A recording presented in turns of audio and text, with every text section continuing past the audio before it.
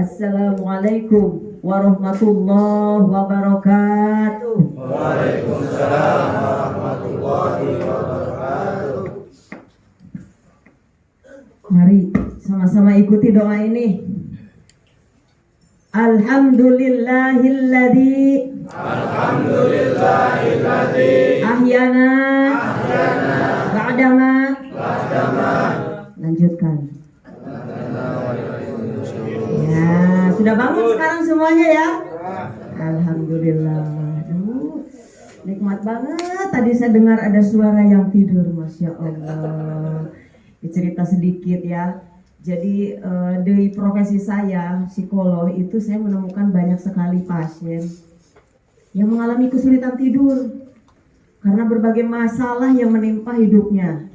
Sehingga harta yang dia miliki tidak mampu mengganti kenikmatan sekedar hanya untuk tidur. Obatnya ternyata ada di manakiban. Mulai start tanbih sudah mulai ngantuk sampai selesai, alhamdulillah akhirnya ketemu penyembuhnya di tempat manakib ya. Alhamdulillah. Baik. A'udzubillahi minasyaitonirrajim. Bismillahirrahmanirrahim. Alhamdulillahilladzi fataha awliya'ahu fathan mubina wa fawwazahum fawzan 'azima. Allahumma shalli 'alan nabiyyil hasyimiyyi Muhammadin wa 'ala alihi wa sallim taslima. Qala Allah Ta'ala fil Qur'anil Karim. A'udzu billahi minasyaitonir rajim. Bismillahirrahmanirrahim.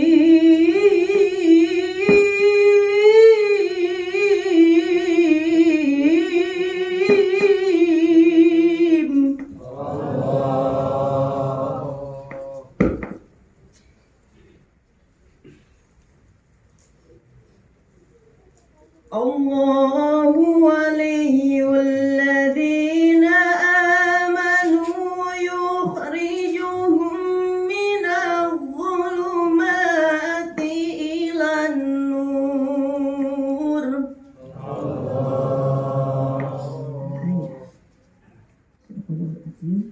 Ilahi al-maqsudi wa ridha wa mahabbataka wa marifataka. Kehadapan yang mulia Guru Agung Tuan Syekh Muhammad Abdul Ghaus Saifullah Maslul. Semoga Allah senantiasa limpahkan karunia, sehat jasmaninya, dipanjangkan usia dunianya, ditambah-tambah berkah karomahnya. Pertanyaan kita semua, Al-Fatihah.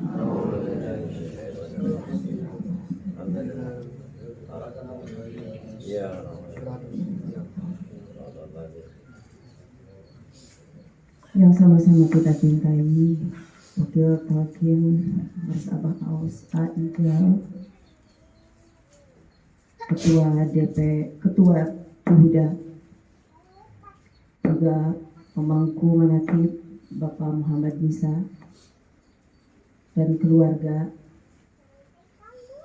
juga sebagai Ketua DPW Juhuda Kabupaten Cirebon, Iwan Ahwat, Pondok Pesantren Suryalaya, Sirna Rasa. Semoga Allah senantiasa limpahkan karunia, sehat jasmani, juga rohani, dipanjangkan usia dunianya, ditambah-tambah berkahnya, keberlimpahannya, kekayaannya, kemakmurannya, kesejahteraannya. Al-Fatihah.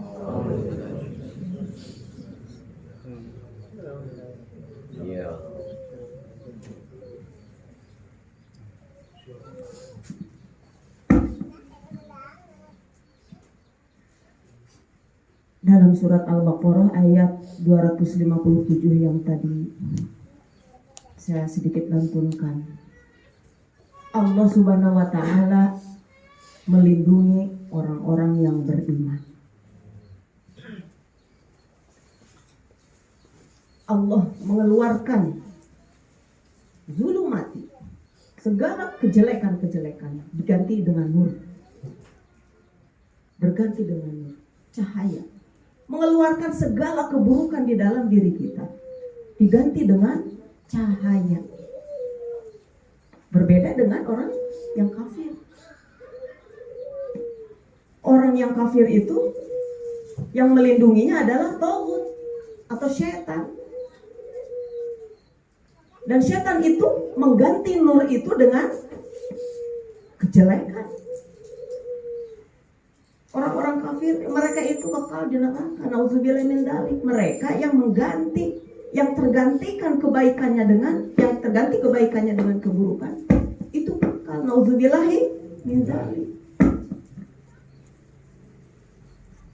Allah melindungi kita. Allah melindungi orang yang beriman.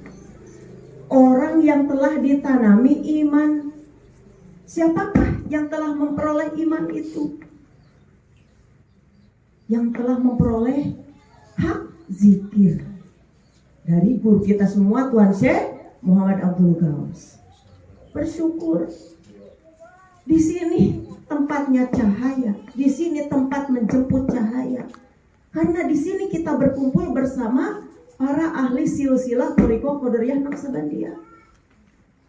Para ahli la ilaha illallah. Sehingga kita semua terbawa suci. Tempat ini terbawa suci.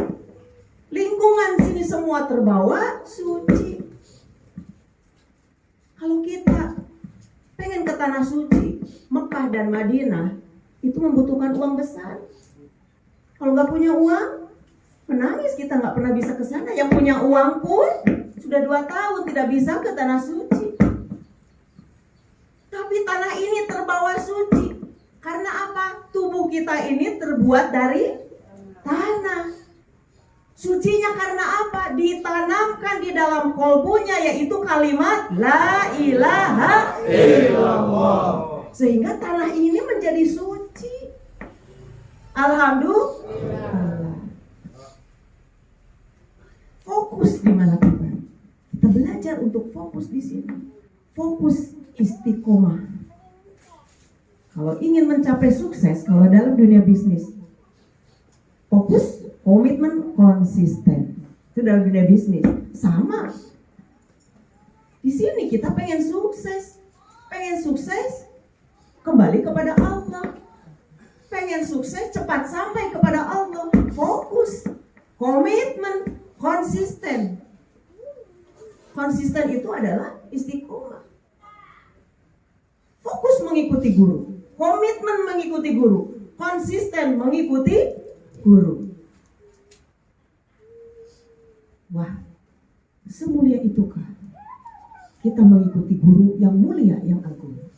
Nah, bicara tentang fokus, saya pengen bertanya, mengapa sebelum manqobah, lalu ada ujuk salam dulu kepada Tuan Syekh silsilah 19. Hafal? Ya imamal muttaqin, ya sofatal abidin, ya qawiyal arkan, ya habibur rahman, ya kalamil qadim, ya syifa'at saqum, ya syifa'at asqamis saqum. Mengapa itu dibaca dulu? Ada yang tahu alasannya? Merefokuskan kembali supaya fokus. Oleh karena itu Abah meminta itu baca lagi, ya, karena melihat makanan yang berlimpah, ngantuk, mungkin tergoda oleh handphone yang bunyi, atau mungkin pikiran kita melayang, dengan kita sempat tertidur, akhirnya fokus kita sempat terganggu. Karena kita sedang apa? Sedang online. Perspektif online itu bukan hanya perkara handphone. Sejak kita mulai mengawali manaqib ini, kita sudah online. Robito itu online. Robito adalah menghubungkan ruh kita dengan ruh guru, mengkaitkan, menggabungkan. Dan hakikatnya Robito adalah melaksanakan segala amaliyah yang sudah diajarkan, yang sudah dibimbingkan, yang sudah dicontohkan oleh guru kita semua, Tuan Syekh Muhammad Abdul Ghaus Saifullah Maslum. Itu fokus. Ya. Kita aja kalau misalkan sedang telepon WhatsApp, terganggu itu jaringan, itu tidak terdengar jelas. Betul nggak?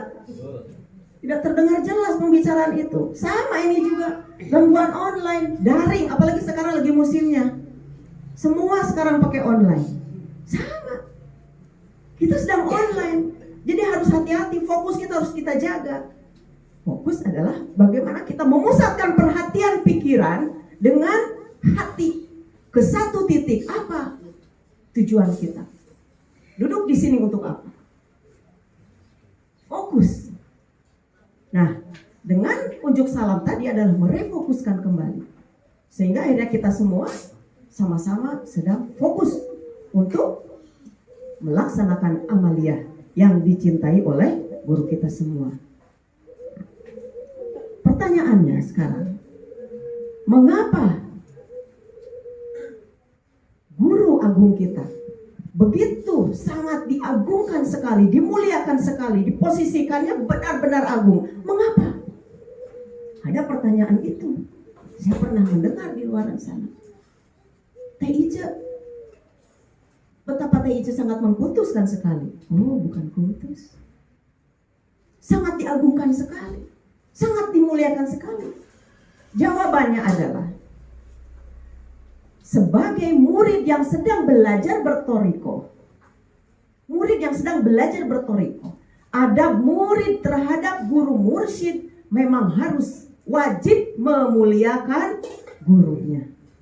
Wajib memuliakan gurunya. Di toriko apapun, di toriko manapun, sama. Ada murid kepada guru mursyid harus memuliakan. Di mana murid harus mengkokohkan, memposisikan, meyakini bahwa segala kebaikan-kebaikan yang diperoleh oleh murid dari Allah Subhanahu wa Ta'ala itu melalui wasilah guru. Jangan diakui kehebatan kita sendiri. Mengapa seperti itu? Itulah kasih sayang seorang guru. Sifat yang diwarisi oleh Rasul kepada guru. Salah satu sifat Rasul pada saat sedang mendidik umatnya, salah satunya adalah azizun. Surat At-Taubah ayat 128. Azizun. Empati kalau bahasa psikologi. Betapa guru kita ini sangat empati kepada kita. Ada simpati, ada empati. Kalau contohnya begini, teman kita sakit, simpati cuma, aduh kasihan ya, semoga cepat sembuh. Kalau empati beda lagi. Segala kekurangannya, segala kebutuhannya, kita perlakukan dia sebagai saudara, kita kirim kebutuhannya, apa yang kekurangannya kita beri, kemudian kita berikan layanan sampai dia sembuh. Kepedulian kita sampai tuntas. Itu empati. Azizun adalah seperti itu. Bagaimana guru kita ini merasakan beban hidup kita, merasakan setiap sekecil apapun masalah yang kita punya, yang membebani hidup kita. Guru kita menolong kita, kita tidak tahu kapan beliau menolong kita kan? Untuk itulah makanya guru kita tidak pernah tidur, karena peduli sama kita, peduli, sayang, menolong kita. Sampai Allah menurunkan jalan kemudahan buat kita. Sampai sejauh itu. Dulu saya tidak paham. Ketika Abah dulu selalu mengatakan, nuhun Abah. Abah awas kepada Abah Anum dulu. Nuhun Abah. Apa? Sadara ogeti Abah, sadara ogeti Abah. Saya masih bodoh dulu. Kok dari Abah bukan dari Allah gitu. Dan ini semua adalah perjuangan bapak saya gitu. Bapak saya yang kerja, bapak saya yang berusaha. Tapi dari mulutnya selalu terucap, nuhun Abah, saya dan adik Abah. Terima kasih Abah. Semuanya juga dari Abah, dari Abah Anum, begitu. Kepedulian guru kita ini bukan hanya masalah dunia, tapi sampai masalah akhirat. Ruh kita Itu yang paling penting.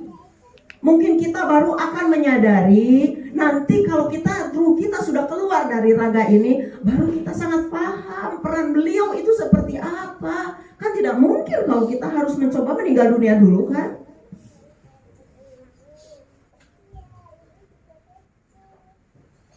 Bayangkan kalau tidak ada guru, mau gimana kita, dunia ini mau seperti apa? Oleh karena itu mengapa kita harus sefrekuensi dengan guru? Apa perintah guru kita ikutin, apa arahan-arahannya kita ikutin, satu paket. Karena kepedulian guru sama kita begitu besar, oleh karena itu segala kebutuhan kita dipenuhi oleh beliau, dibantu, ditolong, didoakan, diangkat, diusulkan ruh kita kepada Allah. Kitanya harus menyamakan satu frekuensi dengan beliau supaya tidak berat. Sekarang bayangkan, kita mau berjalan di nanjak nih. Ilustrasinya kita mau berjalan di nanjak ya. Tapi kita membawa segala beban. Bawa tas, bawa ransel, bawa jaket, topi tebal, sepatunya yang tebal. Cepat sampai apa lambat sampai? Lambat. Untuk itulah mengapa di dalam bertoriko, di dalam belajar bertoriko, kita harus melepas segala yang melekat di dalam tubuh kita. Itu adalah ujian terbesar bagi murid-murid yang sedang belajar bertoriko. Melepas kepala, simpan di lemari. Jangan banyak tanya. Melepas jaket kebesaran, melepas siapa status sosial kita, melepas apa yang kita punya, sebanyak apa harta yang kita punya. Melepas diri kita siapa, melepas kita memiliki apa, golongan apa kita, secantik apa kita, seganteng apa kita, semampu apa, semua itu gak ada arti apa-apa. Lepaskan semua itu. Sami'na wa ta'na. Ikut guru, titik. Tidak ada tawar-menawar. Ketika di mana kemarin pengarsa Abah menyampaikan, yang mau ikut Abah, coba perhatikannya pakai rasa. Abah menyampaikannya dengan rasa, bukan dengan ini. Didengarnya kemarin pakai rasa. Karena kita sudah terbiasa robito, terhubung, melaksanakan amalia. Dengarkan pakai rasa. Ruh kita punya pendengaran, ada rasa di dalam itu. Yang mau ikut Abah, tanggalkan. Alhamdulillah menyebut pun sudah tidak berani sekarang. Apalagi menghisap. Alhamdulillah. Berarti apa? Betapa pedulinya.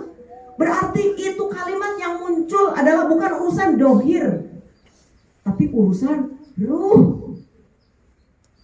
Sekali lagi masa kita harus mencoba meninggal dunia dulu, baru tahu asap rokok itu baunya seperti apa bagi ruh.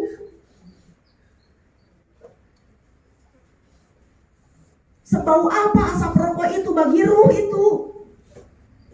Jadilah manusia yang ramah lingkungan, ramah bagi diri, ramah bagi orang lain, ramah bagi ruh-ruh lain yang sedang bersuci, yang ingin pulang. Jangan biarkan bau. Berat itu. Sama aja seperti di dunia kekurangan oksigen. Baunya itu merusak diri dan mengganggu orang lain. Akhirnya apa? Harusnya cepat jadi lambat. Kan pengen cepat sampai ruh kita. Kita kan tidak tahu kapan kita mau diambil. Di luaran sana sangat mencekam loh. Semua orang takut mati.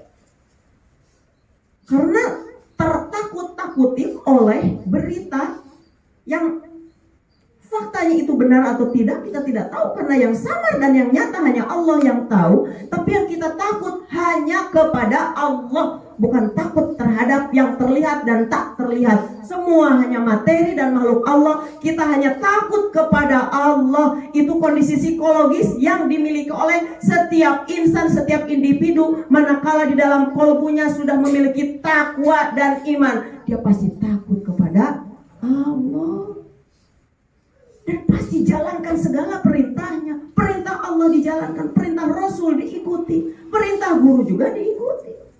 Qul in kuntum tuhibbunallaha fattabi'uni yuhibbukumullahu yaghfir lakum dzunubakum wallahu ghafurur rahim.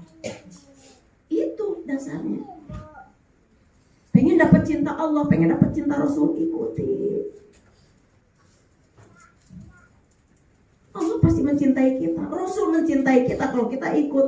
Guru pasti cinta sama kita. Itu masalah timbal balik. Timbal balik. Kita diberi modal oleh guru kita, zikir. Lidah kita selalu mengucap zikir, menyebut. Kalau cinta itu ada bukti. Sepasang suami istri saling mencinta pasti sering disebut-sebut, betul kan? Perjaka dan perawan saling pacaran, pasti selalu diceritakan namanya. Si A, si B, si A, si B. Karena mereka saling mencinta.